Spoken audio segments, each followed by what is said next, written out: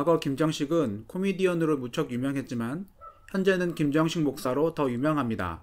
그의 삶은 어땠는지 궁금하네요. 어릴 때 김정식 집안은 무척 가난했습니다. 김정식은 아버지가 집을 나갔어요. 제가 이남 일녀 중에서 막내였는데 어머니가 형과 누나를 부산 친척집에 맡기고 막내인 저만 데리고 인천에서 장사를 하셨어요. 어머니는 결혼하기 전까지 고생이라는 걸 모르고 사셨는데 그때부터 고생을 무척 많이 하셨죠. 그래도 제가 애비 없는 자식이라는 소리를 듣지 않게 하도록 무척 엄하게 키우셨어요. 저 역시 초등학생 때 열차에서 신문을 팔기도 했고 어머니와 함께 인천 연안부두 회센터 앞에서 생선회 좌판을 벌이기도 했어요. 여름에도 어머니 손이 동상에 걸릴 정도로 엄청나게 고생하셨죠. 다행히 장사가 잘 되어서 제가 대학교 1학년 때는 작은 집을 하나 마련했어요. 그런데 처음 집에 가니까 물이 집안에 가득 차 있는 거예요. 어머니와 함께 물을 퍼내다가 마주 앉아서 엉엉 울었어요. 이렇게 김정식은 어릴 때부터 아르바이트를 많이 했고 또 어머니의 장사를 도우면서 성장합니다. 그가 개그맨이 된 건 역시 아르바이트를 하다가 돈을 마련하기 위해서였죠. 1981년 개그맨으로 데뷔한 김정식은 1982년에 최영락과 더불어 꺾구리와 장다리로 활동하면서 주목을 받게 됩니다. 하지만 인기를 얻기 시작한 지 불과 3개월 만에 입대 영장이 나와서 군대에 가게 되었죠. 김정식은 군대 입대가 사실 죽기보다 싫었어요. 당시만 해도 군 입대는 활동 끝이라는 인식이 많았거든요.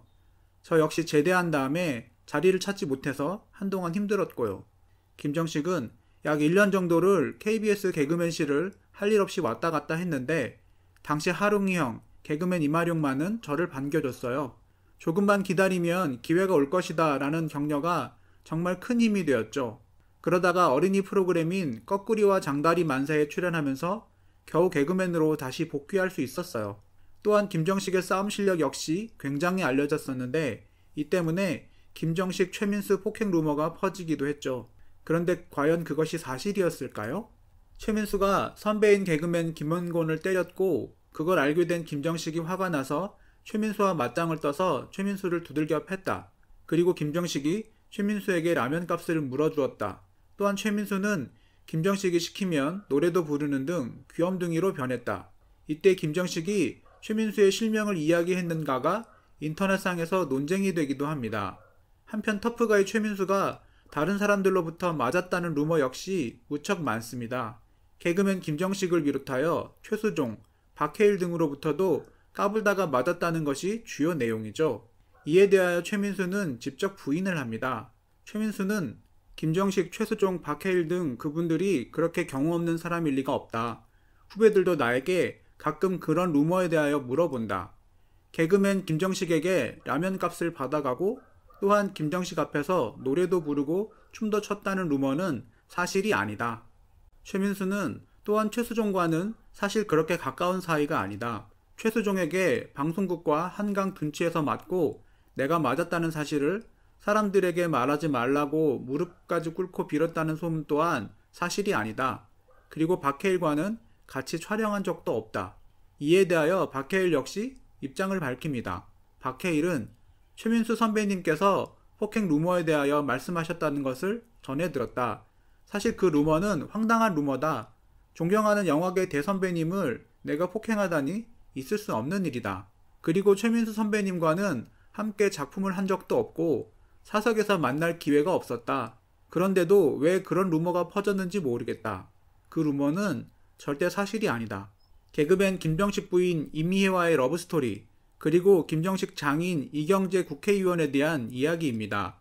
이날 김정식은 서울대학교 피아노과 출신의 아내 이미혜 씨와 동반 출연해 결혼에 골인하기까지의 과정을 밝혔다 합니다. 김정식은 선배가 운영하는 카페에 갔다가 아내를 우연히 만나 합석하게 됐다며 이후 한 번 더 만난 자리에서 개그맨이니까 나랑 결혼할라우? 라는 농담을 던졌는데 아내가 별 미친놈을 봤다 하고 갔다고 하네요.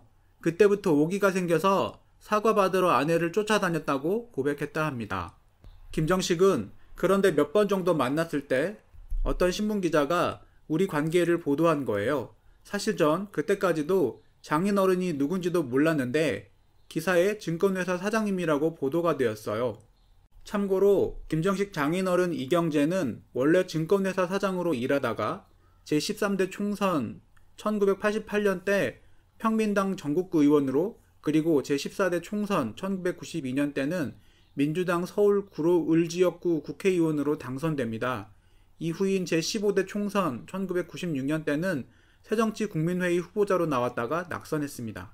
김정식은 그런데 그 기사가 나간 다음에 높으신 분들로부터 헤어져라라는 전화를 무진장 많이 받았어요. 그러자 전 오기가 더 생기더라고요. 사실 그냥 차를 마시는 정도였는데 아내 집안에서 너무 난리를 치니까 자존심이 상하더라고요. 사실 꼭 결혼할 생각이 없었는데 그때부터는 오기 때문에 반드시 아내와 결혼해야겠다는 다짐을 하게 되었어요. 결국 당시 서울대 음대에서 피아노를 전공하던 이미애는 집을 가출하게 되었고 둘은 동거를 시작하게 됩니다. 1986년 이미애가 서울대를 졸업하던 해부터 동거를 시작. 그리고 김정식은 딸 김슬기와 아들 김용기를 낳게 됩니다. 이때까지도 김정식 이미애 부부는 처가의 결혼 허락을 받지 못한 상태였죠.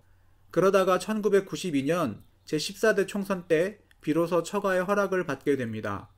김정식은 아내가 딸 슬기를 데리고 저 몰래 장인어른의 선거 사무실에 나가서 선거를 도와주고 있었던 모양이에요. 딸 슬기가 잠을 자다가 기호 2번 이경재입니다 라고 잠꼬대하는 걸 제가 들었어요. 그 말에 눈치를 챘죠.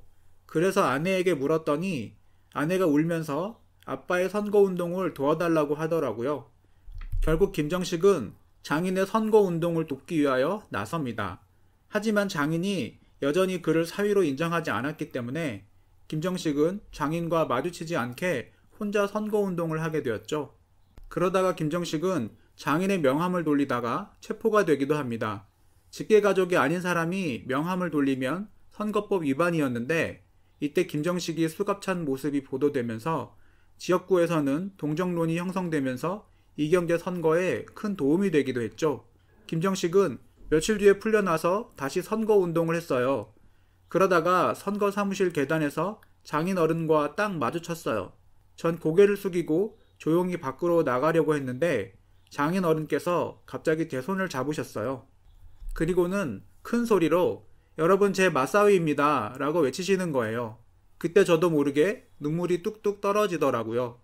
정말 많이 울었어요. 장인어른이 저를 처음으로 사위로 인정한 순간이었거든요. 장인어른께서는 다행히 이때 국회의원이 되셨고 전 그해 6월 14일에 아내와 지각 결혼식을 올릴 수 있었어요. 그리고 김정식은 1995년에 개그맨으로 은퇴 선언을 합니다. 이후에도 몇 년 동안 MC 등으로 활동을 하지만 더 이상 개그맨으로는 활동하지 않았죠. 그리고 사회자로 몇 년 활동하던 김정식은 1998년 모든 연예 활동을 접고 미국으로 영화 공부를 하러 떠납니다. 그런데 불과 2년 만에 김정식은 가족을 미국에 놔두고 혼자 다시 한국으로 귀국하게 되었죠.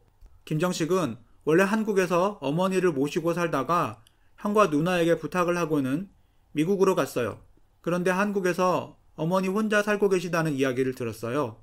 그래서 귀국해보니 어머니 혼자 서울 일원동 쪽방집에 계시는데 우울증과 치매 때문에 절 못 알아보시더라고요. 그리고 김정식은 한국에서 봉사활동을 본격적으로 시작합니다. 먼저 장애인 인터넷 방송 사랑의 소리에서 본부장 자리를 무보수로 맡으면서 봉사활동을 했고 동시에 시간을 쪼개서 대학에서 사회복지학을 공부하게 되었죠. 김정식은 봉사활동에 대한 어려움은 제가 어려서부터 가난 때문에 고생을 해봐서 그런지 봉사활동이 전혀 낯설지 않아요. 제가 그동안 사람들로부터 받은 사랑을 되돌려준다는 생각으로 봉사를 하고 있어요. 사실 여기서 제가 더 오히려 많이 배우고 있죠. 아무튼 이렇게 봉사활동을 하던 김정식이 2007년에 정식으로 안수를 받고 목사로 활동하게 됩니다. 그리고 유명 대형 교회에 가는 대신에 장애 아동과 청소년들을 위하여 여기저기 다니면서 봉사활동을 계속합니다. 김정식 사진을 보면 대부분 다크서클이 눈 밑으로 짙게 드리워져 있는데 봉사활동으로 지친 그의 삶이 그대로 나타나는 것 같네요. 김정식은 제가 고생하던 시기요? 평생 동안 무척 힘들었어요. 가난이 힘들었고 아버지가 없다는 사실도 저를 힘들게 했고요. 평생 매 순간 힘들었어요. 그런데 이제는 봉사활동을 하면서 행복을 느끼고 있습니다. 예수님이 산상수훈 설교를 하셨을 때 편견을 갖지 않고 모든 사람을 동등하게 대우하셨어요. 전 항상 그런 예수님의 모습을 생각하면서 목회를 하고 있어요. 우리 교회에서도 주일 학교를 제외하고는 비장애인과 장애인들이 예배를 함께 드리고 있어요. 마지막으로 김정식은 한국 교회에 대하여 비판을 빼놓지 않네요. 김정식은 예수님이 이 땅에 오셔서 가장 먼저 품으신 건 병들고 소외된 사람들이었어요. 본질적인 교회란 예수님처럼 아프고 어려운 사람들을 먼저 생각해야 하는 것이죠. 그렇지 않은 한국 교회가 그런 본질을 회복하길 바랍니다. 여러 가지 숨겨진 이야기가 많이 있었군요. 사실 김정식 씨가 누구인지 모르는 분도 많겠지만 영화에 나올 법한 이야기들인 것 같습니다.